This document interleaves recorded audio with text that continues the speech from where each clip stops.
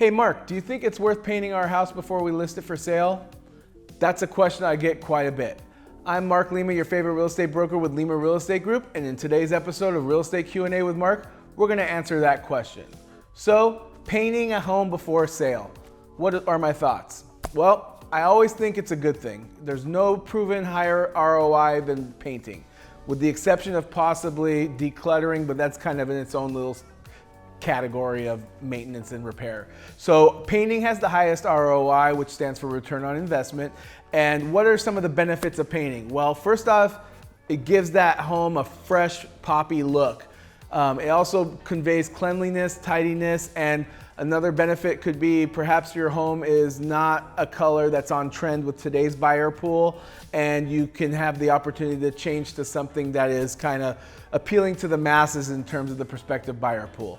Another benefit of painting is if you have pesky odors, maybe from smoking or pets, paint does a miraculous job of masking those.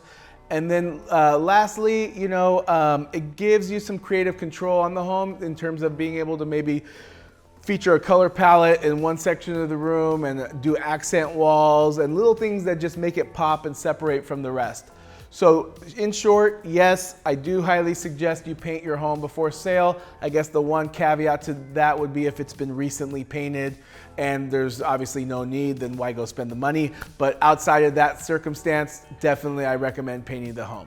All right, hope to catch up with you guys next week on another episode of Real Estate Q&A with Mark, and I hope you have a great day.